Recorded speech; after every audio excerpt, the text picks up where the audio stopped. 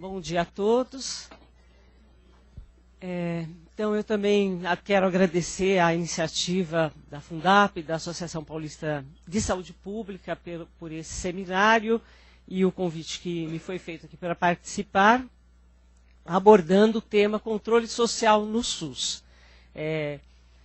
Vale um esclarecimento, né, sobre a minha posição atual. Eu venho numa trajetória, muitos anos, em movimento popular de saúde e também na implantação, desde o início do SUS, das várias formas aí de controle social no SUS, mas hoje, especificamente, eu estou um pouco afastada e vendo e analisando o que se passa, né, mas não detendo todas as informações atualizadas sobre o processo, principalmente a nível nacional, e acompanho a discussão, o debate que gira em torno dessas questões do controle social. Então, eu vou trazer aqui um pouco do que eu tenho acompanhado, inclusive com outras pessoas que estão mais atuando à frente disso e trazendo essas contribuições. Eu fiz um apanhado disso tudo e é muito extenso, é muito vasto, todos os aspectos a gente não vai abordar aqui. Então, vou pincelar algumas coisas que chamam a atenção e que incomodam ainda hoje na questão do controle. Não se preocupe em anotar as questões, tudo, porque todo esse material fica disponível no nosso portal. Eles deixam um arquivo aqui, a gente posta imediatamente no portal do Observatório de Saúde. Então, no Observa Saúde, na sequência, amanhã depois, esse material todo vai estar disponível.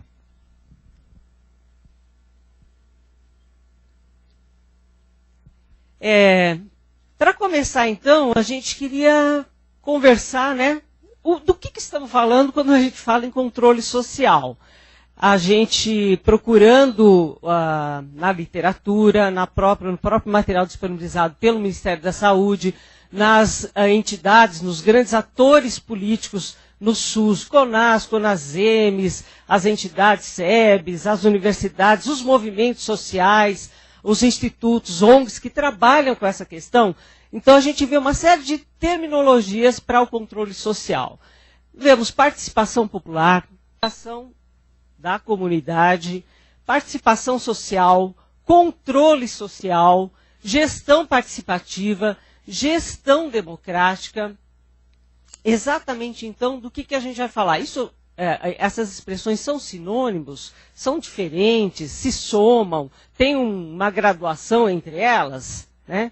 Então, para falar disso, eu vou voltar um pouquinho lá atrás, mas vou ser breve, tão longe não, né? Vamos até lá antes de Cristo também, na Grécia e Roma. Mas é assim, vou começar aqui desse cenário da década de 70, quando a gente começou um processo de redemocratização do país, estava em curso nessa época, e o surgimento de novos atores sociais e políticos na cena política desse país. Esse campo democrático popular surgiu, né, nessa época, proporcionou a redefinição das relações de poder. Né? Aí se deram essas redefinições de relações de poder com a formação de um campo democrático e popular. E a democracia, você chamar isso campo democrático, então democracia pressupõe uma atuação propositiva. A própria definição da democracia é essa, né? Você tem que ser propositivo, como foi colocado, que não é participar passivamente, é participar ativamente. Isso a gente traz aí da contribuição da Maria Vitória Benevides, quando ela trouxe esse debate à cena política lá na década ainda de 90, trazendo a definição ou essa nova expressão para poder se adequar ao cenário político da época da cidadania ativa, né? Então, a cidade, como ela era concebida lá atrás pelos gregos, pelos romanos, a própria definição de cidade é sociedade política. Tanto numa origem como na outra, a própria definição de cidade é a sociedade política. Isso pressupõe que a cidadania e os cidadãos referem-se necessariamente a uma participação que eles chamam de ativa. Na verdade, não tinha esse adjetivo ativa, porque essa participação, ela era sinônimo de uma participação ativa. Então, não tinha essa qualificação na vida da cidade. Então, a cidade era entendida como um espaço público para as decisões coletivas. O cidadão que participava, ele participava para interferir mesmo, para agir, para definir os rumos daquela sociedade. Aí o cidadão ativo, então, é aquele que participa em todos os assuntos que dizem respeito ao interesse comum. Essa expressão mais da cidadania ativa veio lá de trás também, depois retomada na Revolução Francesa, e distinguiu dois tipos de participação. Infelizmente, naquela época mesmo, não prevaleceu essa ideia da cidadania ativa. Teve mais força a representação da democracia participativa representativa. Ainda, falando da cidadania ativa, então, o cidadão, para a Vitória Benevides, é esse que exerce direitos, cumpre deveres e goza de liberdade, mas também, ainda que parcialmente, detém uma função de poder público. Então, reparte com o poder público essa função de atuação no espaço coletivo e de decisão política. O Estado e a sociedade civil, então, perde um pouco aquela divisão nítida que havia. Começa a misturar mais e não tem mais uma distinção tão definida, né, entre sociedade e Estado.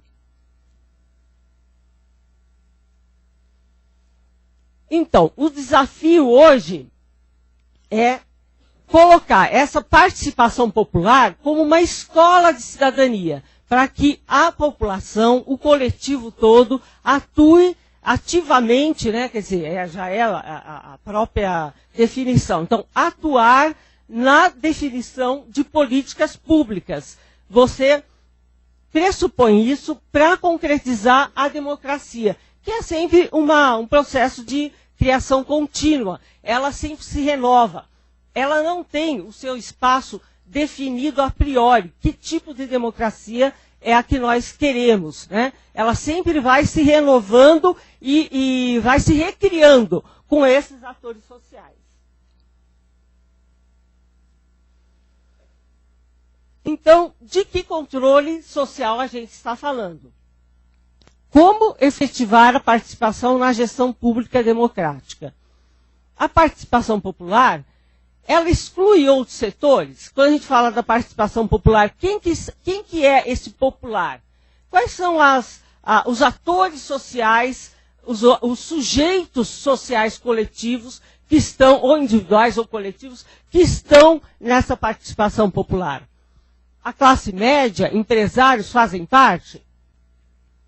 A democracia deve garantir direitos iguais a todos de participação. Então, combinar a democracia representativa com a participativa permite que todos participem. Não é só na democracia que a gente tem, é lógico, a gente tem o interesse comum prevalecendo, ou deveria ser assim, né? Mas a gente tem também outros setores que não necessariamente definem esse projeto igualmente. Então, todo mundo tem que participar. E vai ser uma disputa de posições políticas nesse cenário.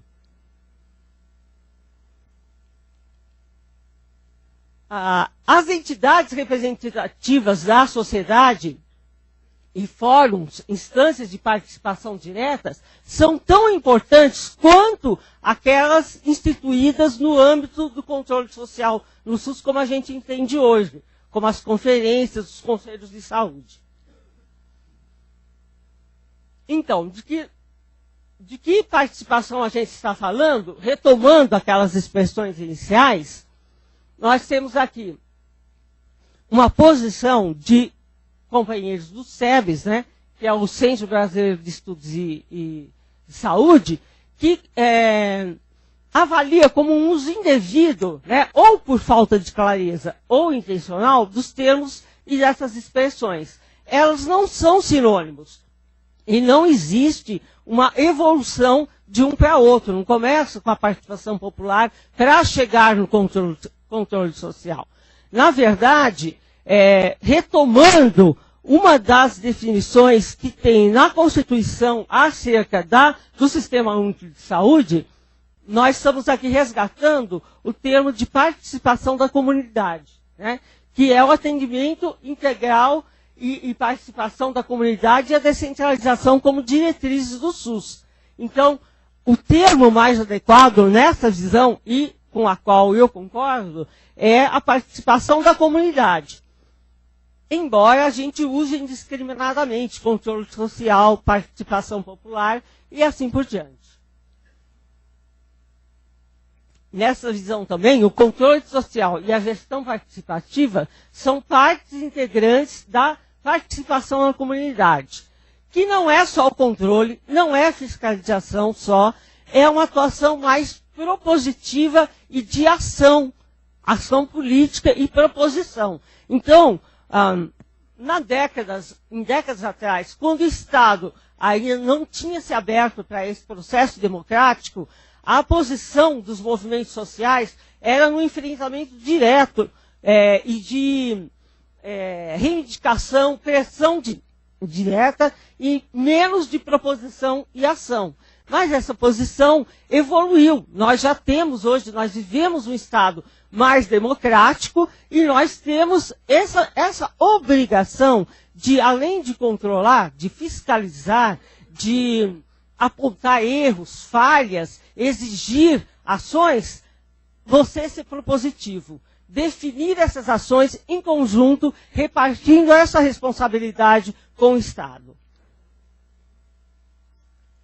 Daí vem a expressão do controle social no SUS. Então, o controle social no SUS não é só conferência e conselho de saúde. Ele pressupõe uma série de outros mecanismos. Conferências, conselhos, o Ministério Público atua na fiscalização, no controle do SUS, e as ouvidorias, que foi abordado aqui, e a Simone vai também falar sobre a ouvidoria. Então, são mecanismos de controle social no SUS, não só conferências e conselhos de saúde.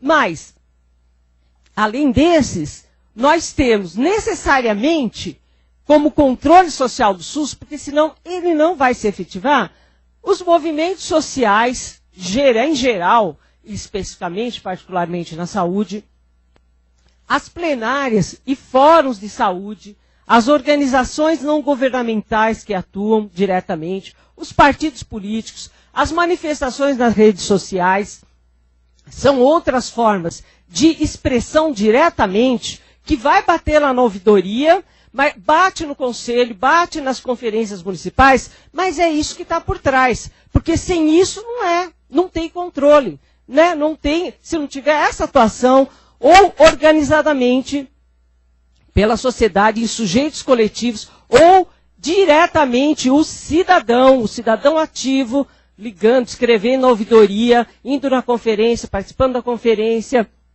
acionando seus pares, seus representantes no Conselho Municipal de Saúde. Se não tem isso, não tem representação, não tem controle, né? Não tem democracia de controle social. Não é democracia. Se eu escolher quem participa no conselho, se esse que está participando do conselho não dialogar com seus pares, com seus representados, você não tem controle. Isso não é controle. Isso aí é apropriação privada do espaço público, da esfera pública de controle. Então eu vou lá defender os meus interesses, e não interesses de um sujeito coletivo, né, da coletividade.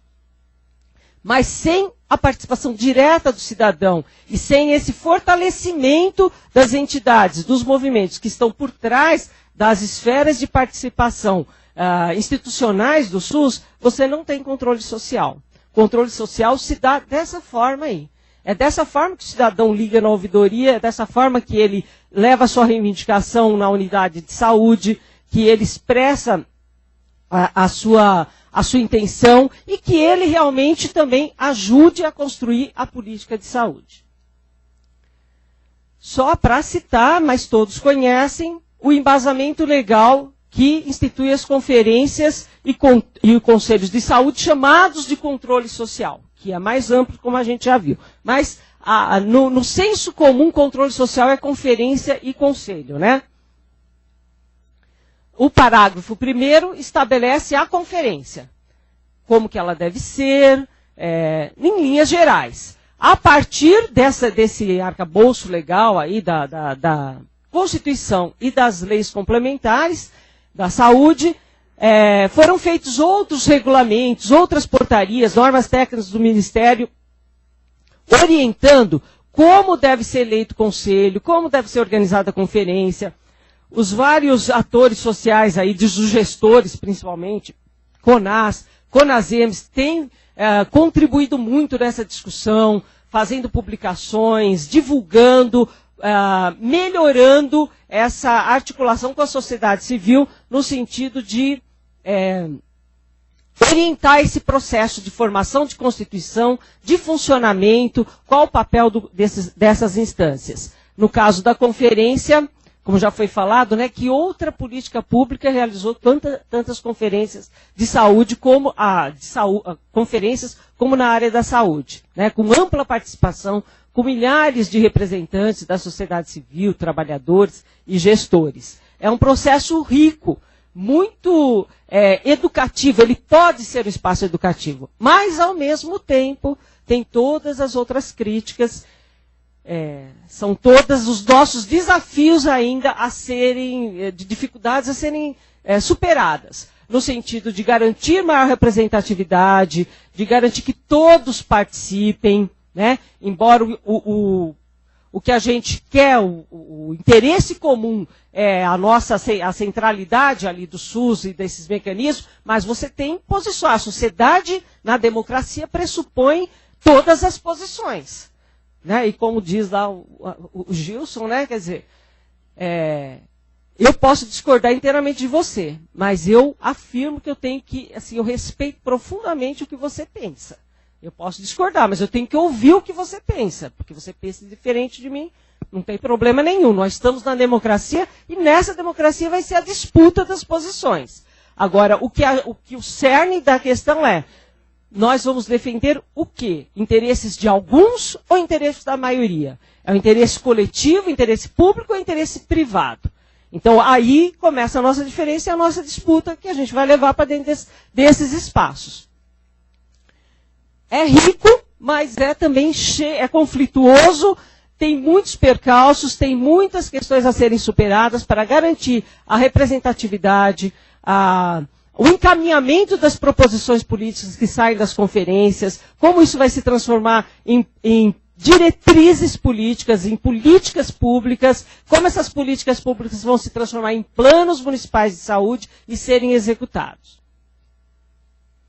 Então, essas conferências são os espaços democráticos de construção da política de saúde. Portanto, é o local onde o povo se manifesta, orienta e decide os rumos em cada esfera de governo, né? Então, avalie e propõe diretrizes para a política no setor de saúde, discutir temas específicos para propor novas diretrizes da política, eleger delegados para as conferências, quando for o caso, das estaduais, da etapa municipal para a estadual e assim por diante, né? E eleger membros do Conselho Municipal é uma possibilidade, pode se dar fora das conferências também, pode ser outro processo, mas muitos aproveitam esse espaço para fazer essa eleição. Quem convoca a conferência? O Executivo convoca ordinariamente. E se o Executivo não convocar ordinariamente, há a possibilidade de convocação extraordinária, né? Pelo Conselho Municipal, ou mesmo uma extraordinária também pelo Executivo. Mas e quando a dado do Executivo é não convocar e quando há divergência entre o Executivo e o Conselho em relação à convocação? Então nós temos exemplos na nossa história, vou falar de São Paulo, meu município, né, de como que essa situação já aconteceu várias vezes. Recentemente... Oi?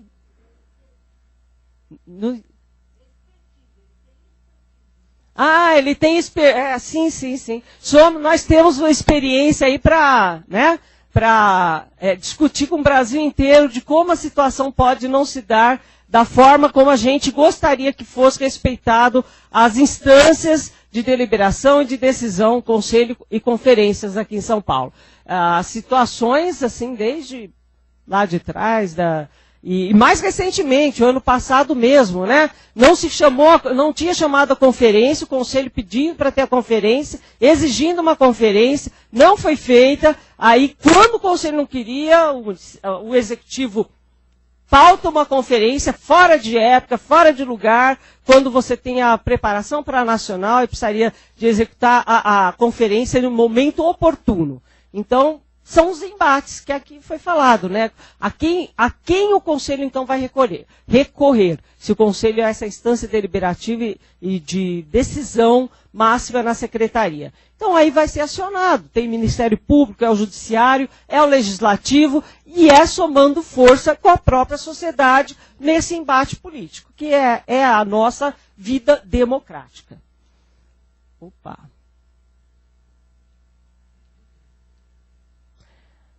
Quem organiza? Então é isso. Organizar tem que ser democrático, plural, assim como é a representação no conselho, assim é na organização da conferência. Deve ser assim. Isso é a orientação. Como isso acontece? Nos mais de 5 mil municípios brasileiros, nos estados, como que isso se desenvolve? Então, é muito diferente, é muito diversificado, e onde não há sociedade, acúmulo da sociedade, em organização, em participação política, cultura de participação política e pressão organizada, pode ser que nada disso seja respeitado, né? O gestor vai lá, convoca, organiza, põe a sua pauta, a sua agenda, decide com seus pares, convidados a dedos e pronto. Estabelece o que está na lei orgânica para o repasse financeiro, cumpriu lá, fez o seu plano de saúde, tem o seu conselho, tem a sua conferência, mas nada disso seguindo os preceitos da representação, da democracia, e sim indicado por eles. É uma realidade? É. Quando que isso vai mudar? Quando a sociedade se organizar efetivamente através dos seus fóruns próprios de participação, da atuação política, dos partidos, dos vários coletivos, atores sociais, para mudar essa situação. Essa é a regra na democracia. Conselho de Saúde da mesma forma. Então, são vários aspectos em relação ao conselho. Conselho em todas as esferas de governo, do Oiapoque ao Chuí, né, em todos os municípios, em todas as instâncias é previsto. Então, regionalmente, em coordenadorias regionais, em espaços regionais, em equipamentos de saúde públicos e privados conveniados ao SUS, tem que ter conselho. As OS têm que ter conselho? Tem que ter conselho. É fácil instituir conselho nesses espaços? Não é nem no poder público, muitas vezes, na administração direta. Nesses, o desafio é maior ainda. Tá? Mas é a luta que a gente tem que fazer. Caráter permanente. Então, para funcionar, o que precisa? Aí está aqui o observatório fazendo as pesquisas aí, o que precisa para o conselho funcionar e se ele realmente está equipado, está preparado, organizado para funcionar. E o que nós podemos contribuir para fortalecer e organizar esse espaço. Em relação à sede, apoio, secretaria, comissões permanentes, forma de funcionar, capacitação dos conselheiros. Fundamental, né? Aí tem a diretriz do Ministério da Saúde, da Secretaria de Gestão Participativa, e com recurso financeiro, inclusive, para os municípios desenvolverem a capacitação, né? A capacitação aí é com um colega aqui, né? Capacitação de conselheiro, ele que vai falar.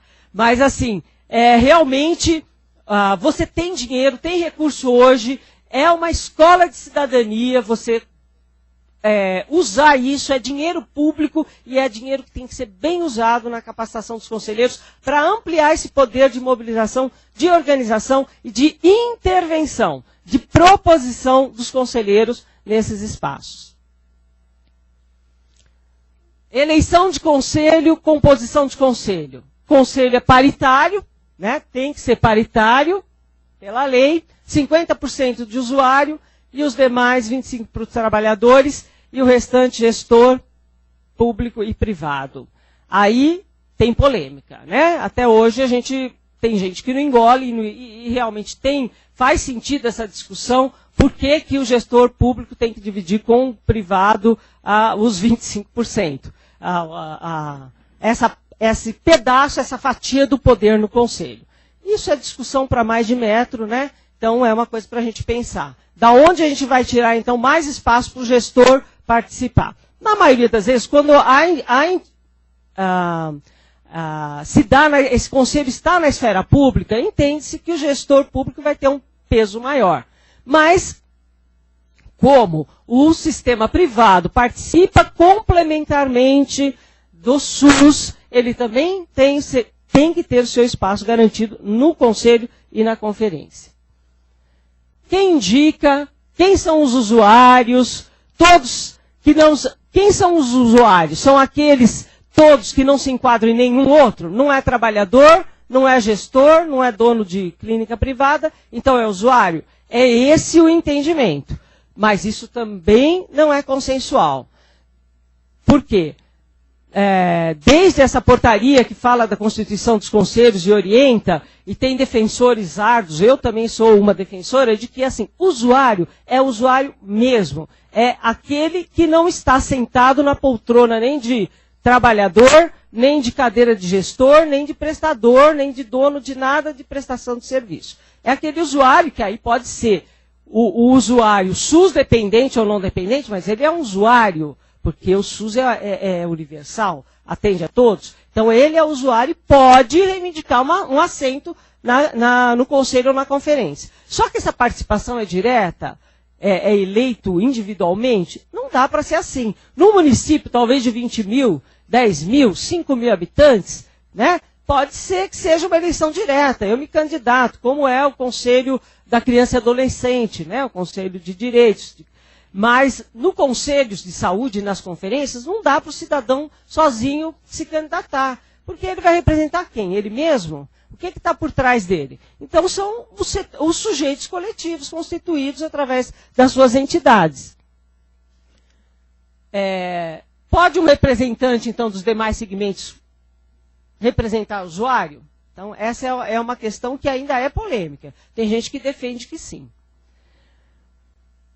Promover debate sobre a atuação que busque a inclusão social de populações específicas, visando a equidade no exercício do direito à saúde. Então, a posição do CONASEMOS é importante para você incluir todos os setores nessa participação. O Conselho atua em quê? Ele faz o quê? Né? Quem constrói a agenda do Conselho? Qual o impacto na formulação e no controle de execução da política? O Plano Municipal de Saúde. Tem informação e capacitação para analisar, acompanhar o orçamento e prestação de contas? E quais os mecanismos de acompanhamento?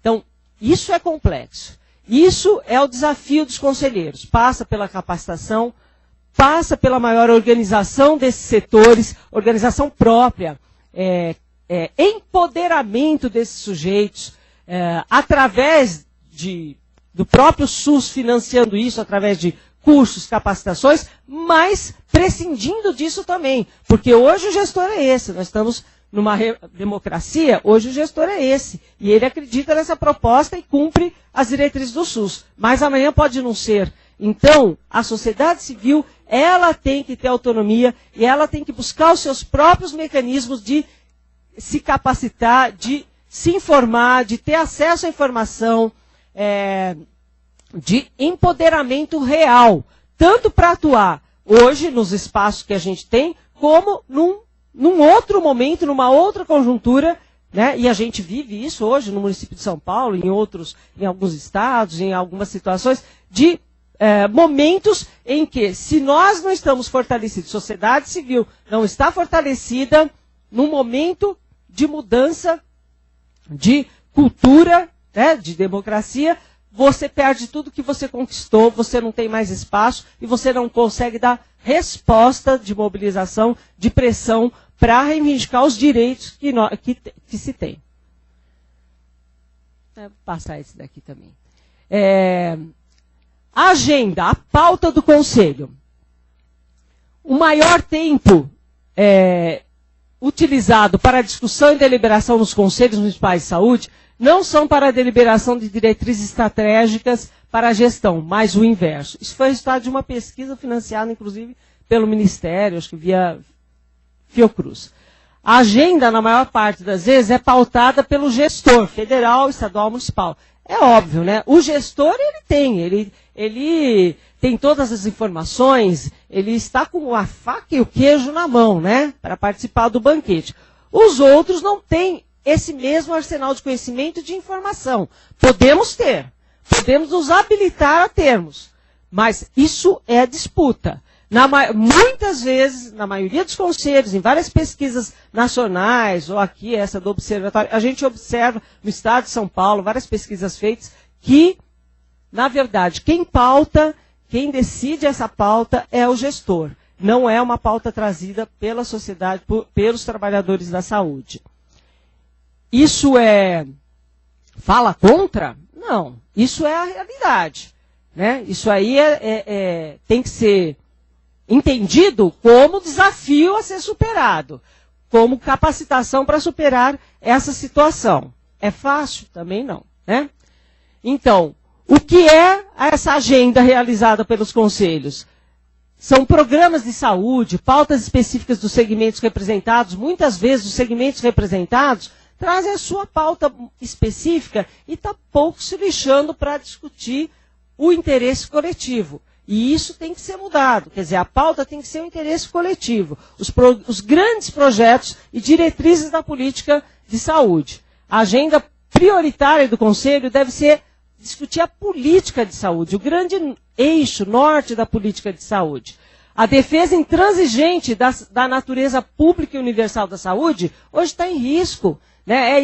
Essa deveria ser a pauta atual do Conselho Nacional, do Conselho Estadual, do Conselho Municipal de Saúde. Reverter subsídios públicos para o privado e, consequentemente, expandir gastos públicos para imprimir uma marca de rede pública e de qualidade no SUS, como diz a Lígia Bahia. Então, esse é um desafio, essa pauta é central. Tem que ter essa centralidade de pauta, de agenda para os conselhos e para as conferências de saúde. Porque o nosso projeto de SUS avançou muito, são mais de 20 anos, mas podemos dizer que ele está consolidado plenamente? Ainda não. Né?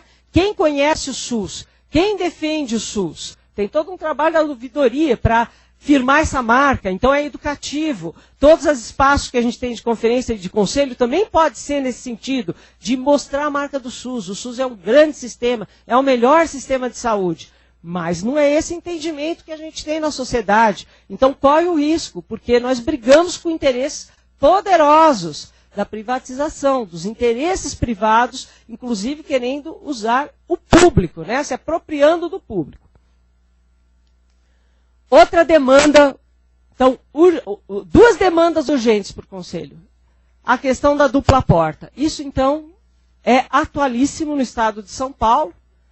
Né? Quando é que a gente vai discutir? Se vocês perguntarem, acho que eu vou montar uma ouvidoria e ouvir o povo para perguntar se alguém sabe exatamente o que é dupla porta, que interesses estão em jogo, o que nós estamos correndo o risco de perder neste momento com essa proposta do governo estadual. Aí eu estou colocando uma fala, gente, que é da década de 90, o pessoal do Polis, né? Então essa medida da dupla porta de você destinar recursos públicos, leitos públicos, para planos de saúde dentro de hospitais públicos, seja eles direto ou pelas OS, é uma reedição do discurso neoliberal da década de 90, né? Que tenta a espantosa façanha de conferir um título de modernidade ao que há de mais atrasado na sociedade brasileira. O privativismo selvagem e predatório que faz do interesse privado a medida de todas as coisas. Então, é chamado de moderno, porque o SUS não tem capacidade de gerenciar e de conseguir financiamento adequado para se sustentar. Então, vamos abrir leito público para o privado. Esse é o debate central, deveria ser a agenda dos conselhos e das conferências. E mais, né, nos conselhos e conferências, com respaldo atrás, porque o conselho e conferência não tem o peso que a sociedade tem. Nós temos que levar esse debate para a sociedade. Não tem financiamento, então, para os hospitais públicos? E a emenda constitucional? Quando que será regulamentada?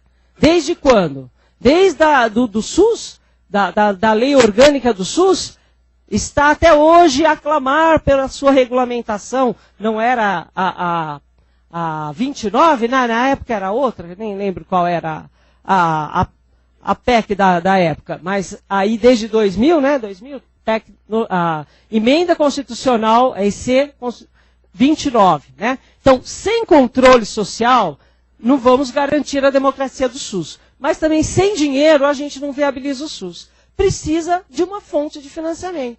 O SUS precisa definir qual vai ser a sua fonte de financiamento. Não dá para os municípios colocarem aqueles que acreditam no SUS, que acreditam na saúde, 20%, 30% do seu orçamento. E o Estado nada, e a União não se define quanto vai ser. Então precisamos urgentemente regulamentação da situação financeira, do financiamento do SUS. São duas pautas que eu acho que é a atualidade. Caráter deliberativo do Conselho. Deliberar é decidir ou é o processo que leva à decisão? Então, isso já teve na pauta, já rodou, já teve gente que subliminarmente tentou passar misturado com outra lei num artiguinho lá, num parágrafo lá, tirando o caráter de deliberativo do Conselho.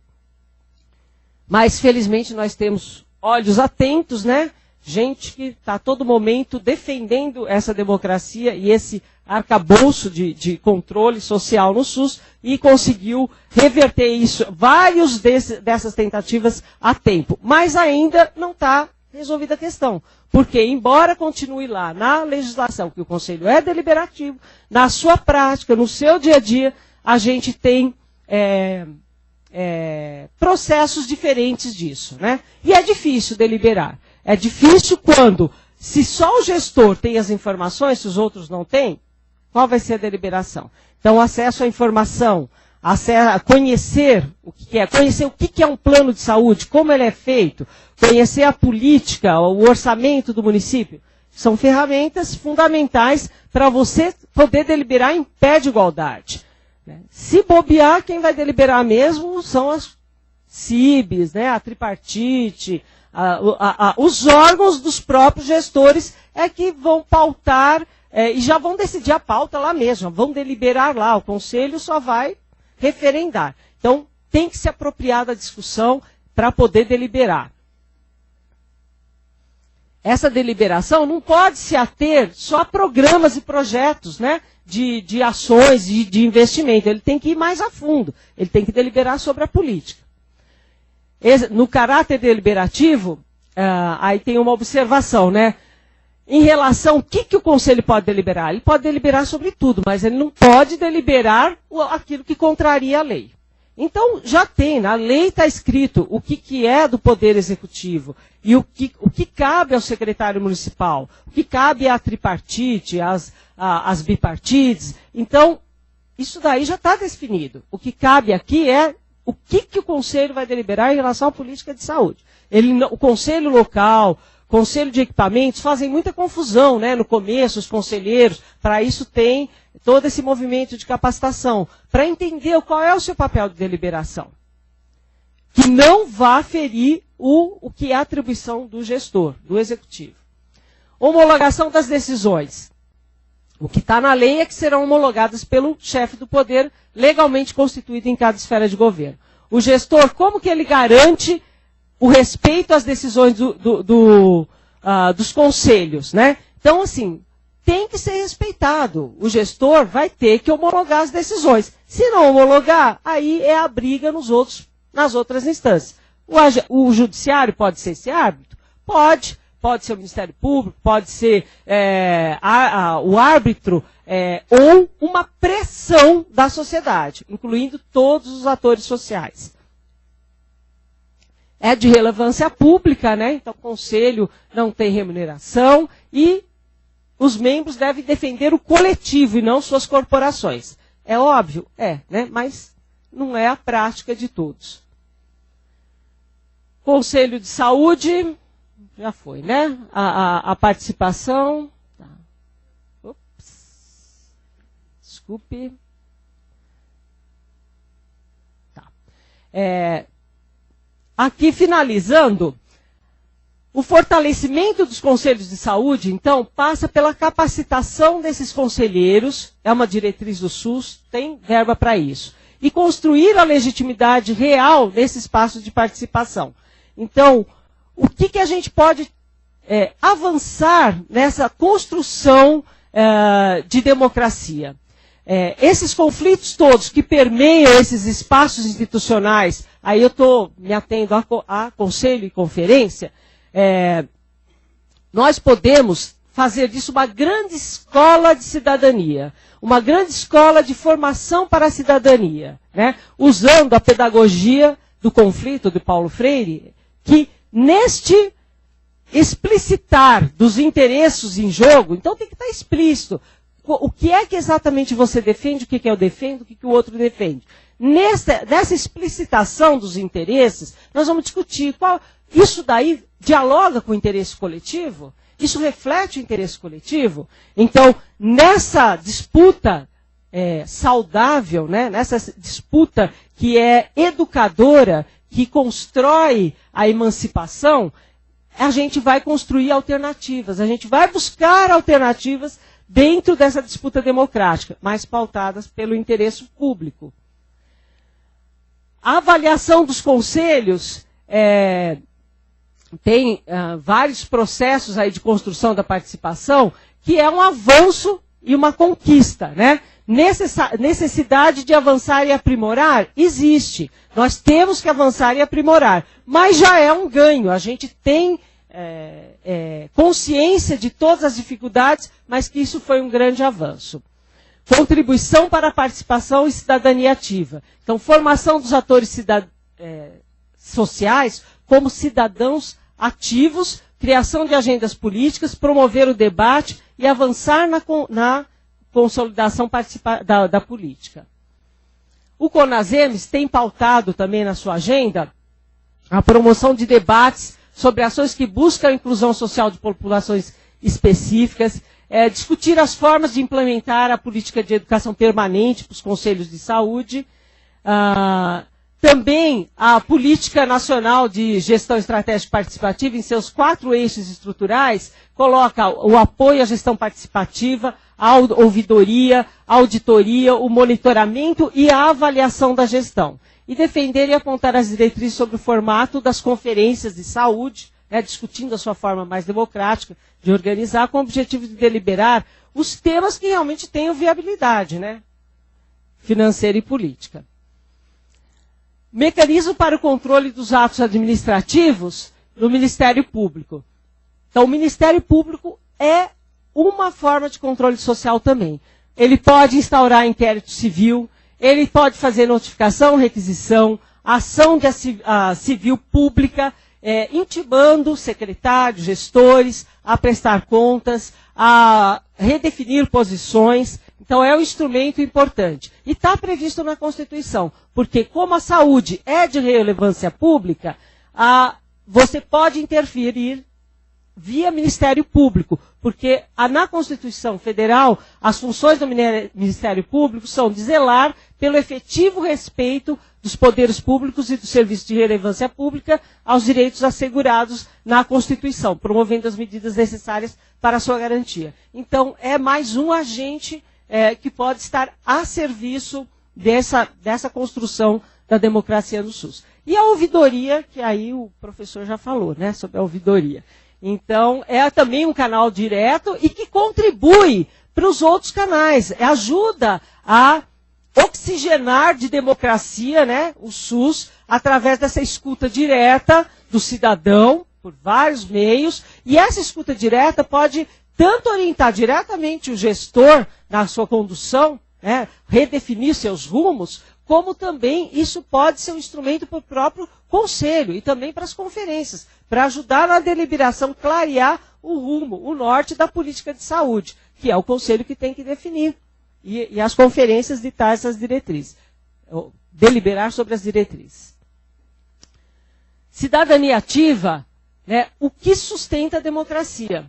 Então, é isso. Se você não tem, por trás, um movimento social organizado, você não vai ter força nesses órgãos colegiados. Então, Então, estimular a organização popular e fortalecer os movimentos sociais, né? Temos que transformar o SUS num ótimo e um grande sistema de saúde. E eu concordo. Vocês concordam também? A esse compromisso nós não renunciaremos, não é isso? Então é isso.